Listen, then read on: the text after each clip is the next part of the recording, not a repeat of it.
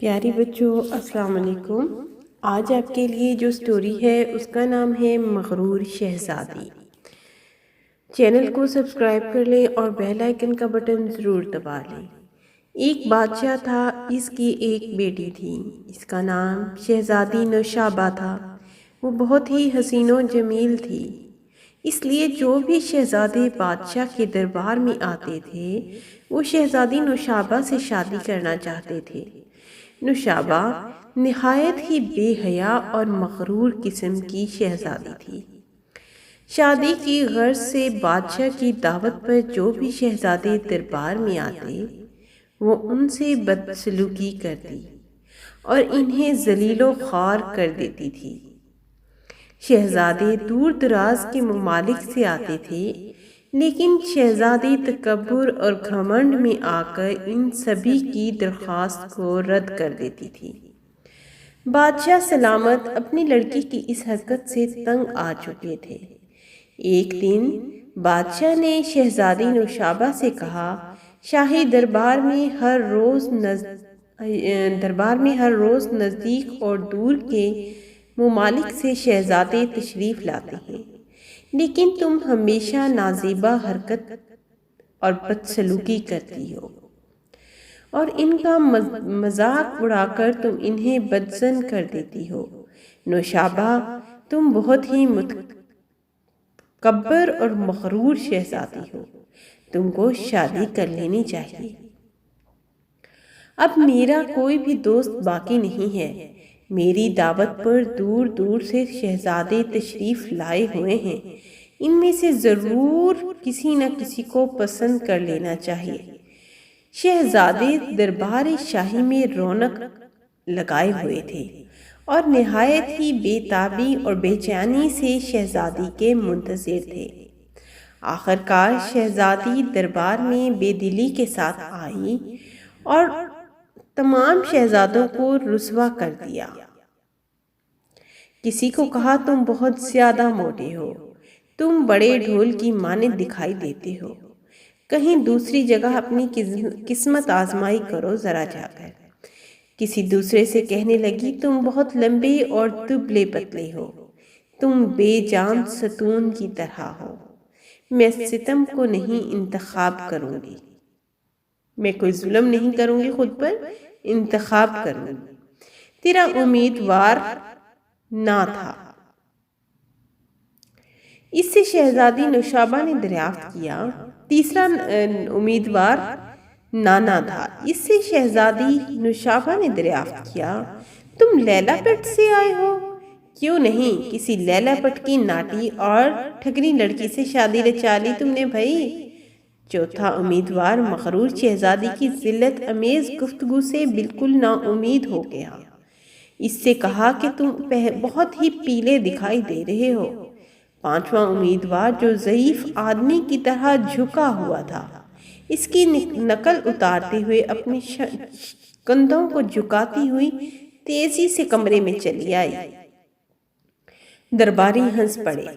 شہزادوں نے اپنی بے عزتی محسوس کی اور دربار چھوڑ کر چلے گئے۔ چھٹا امیدوار سامنے آیا، وہ بہت ہی خوبصورت نوجوان تھا۔ بادشاہ نے سوچا کہ یہ میری لڑکی کا پسندیدہ امیدوار ہوگا، لیکن اس کے بال لال تھے۔ شہزادی نے قطعی پسند نہیں کیا، اس نے ریمارک دیا کہ تم مرغے کی طرح ہو۔ اب اس کے بعد آخری اور ساتویں امیدوار کی باری آئی، جو لمبا اور انتہائی خوبصورت تھا۔ وہ بادشاہوں کی طرح خوش اسلوبی اور دلربری سے چلتے ہوئے آیا، لیکن وہ اپنی لمبی داڑھی کے باعث عمر دراز لگتا تھا، زیادہ عمر کا لگتا تھا۔ شہزادی نے اس کی داڑھی کی طرف دیکھا اور کہا کہ داڑھی تو جھاڑو کی مانند ہے، وہ زمین صاف کرنے میں کام آ سکتی ہے، میں ایک جھاڑی دار داڑھی والے سے شادی نہیں رچا سکتی۔ شہزادی نے نرمی سے کہا، میری داڑھی لمبی ضرور ہے، میری والدہ ماجدہ کا انتقال کیے ہوئے 10 ماہ ہو گئے، میں نے قسم کھا رکھی ہے کہ 1 سال کے بعد ہی داڑھی صاف کروں گا۔ بے شک شہزادی بہت سخت اور گستاخ تھی اور شہزادے سے گستاخی سے پیش آئی تھی، لیکن وہ بہت غمگین اور اداس ہوئی کیونکہ وہ دل کی بری نہیں تھی۔ وہ اپنی رائے زنی پر نادم ہو رہی تھی، اپنی رائے دینے پر نادم ہو رہی تھی۔ اس وقت بادشاہ نوشابہ کے پاس پہنچا اور اس کو غصے میں کھینچ کر کمرے سے باہر نکالا اور غصے میں بولا کہ تم نے ہمیشہ گستاخی اور بدتمیزی کی ہے، اب تمہاری بدتمیزیاں میری برداشت سے باہر ہیں۔ تم نے اپنی نازیبہ حرکت سے ہم سب کو پریشان اور شرمسار کیا ہے۔ تمہاری شادی کل ہی اس پہلے فقیر سے کر دی جائے گی جو یہاں سب سے پہلے آئے گا۔ دوسرے دن محل کے دروازے پر صدا ہوئی اور وہ بوڑھا اور لمبی داڑھی والا فقیر آیا۔ بادشاہ نے اپنی لڑکی کی شادی اس فقیر سے رچا دی۔ شہزادی دن بھر پھوٹ پھوٹ کر روتی رہی۔ شام کو فقیر اپنی شریک حالات کو دور لے گیا۔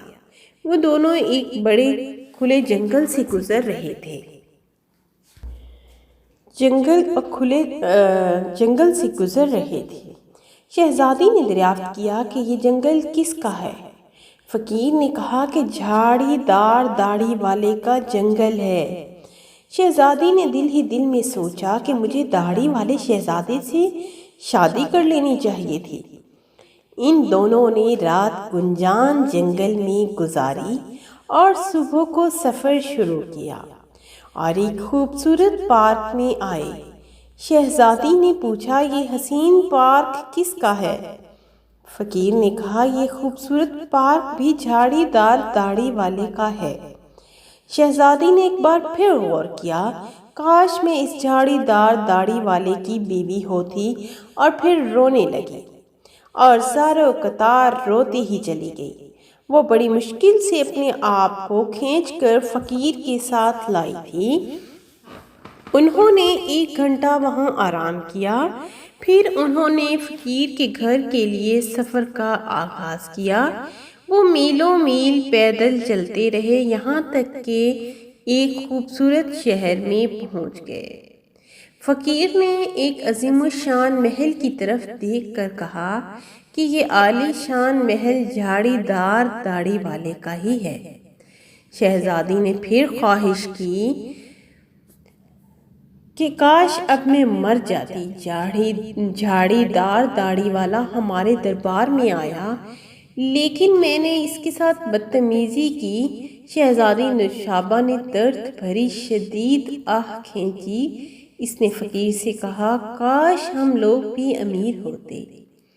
فقیر شہزادے کو ایک چھوٹی سی تنگ جھونپڑی میں لے گیا۔ یہ گندی اور اندھیری جھونپڑی تھی۔ فقیر نے شہزادی کو نوشابہ سے کہا کہ زمین صاف کرو اور کھانا پکاؤ۔ شہزادی نے کہا کہ میں چاہتی ہوں تم خاموش رہو۔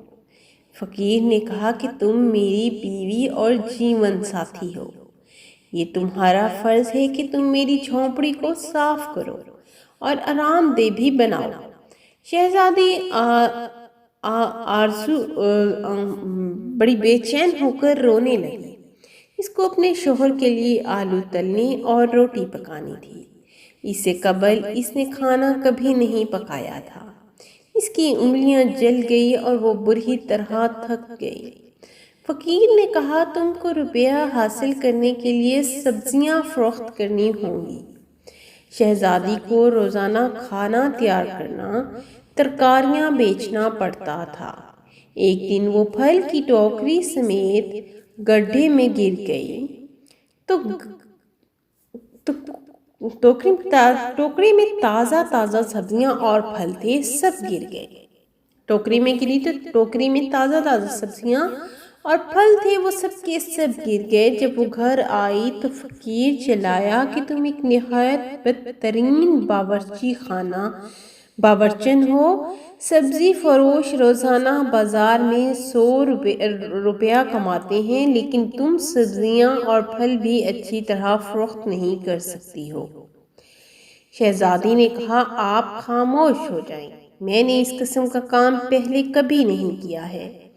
فقیر نے غصے سے کہا کل تم کو محل میں لے جاؤں گا جہاں تم کو باورچی کی ملازمہ کا کام کرنا ہوگا۔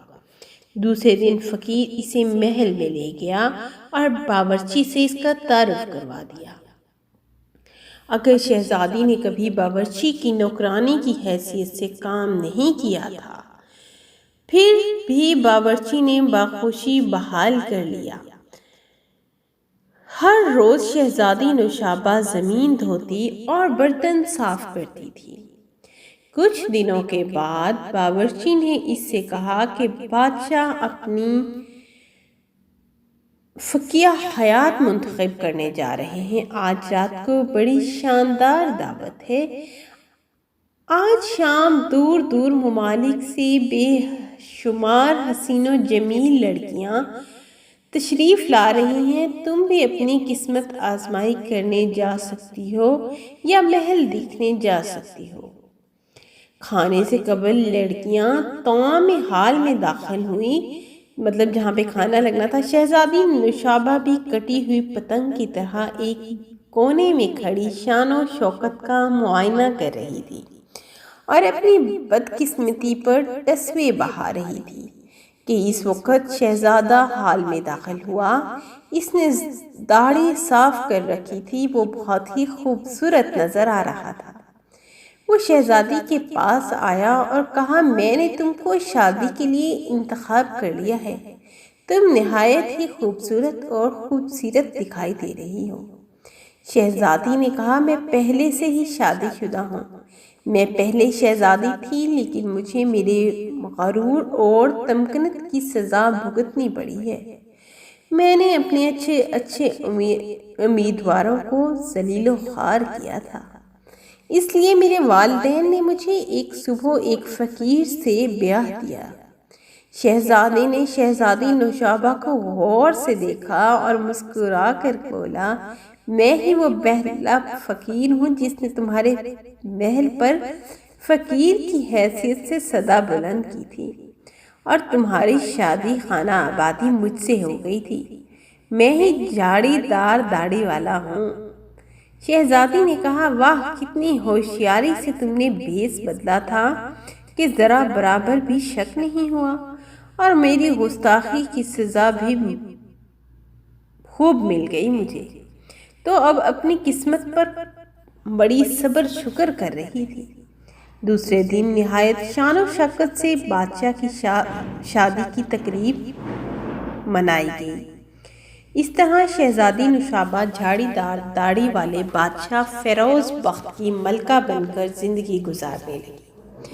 پیارے بچوں، آپ کو میرے چینل کو یہاں پہ سبسکرائب کرنا ہے اور بیل آئیکن کا بٹن ضرور دبانا ہے۔ تھینک یو، اللہ حافظ۔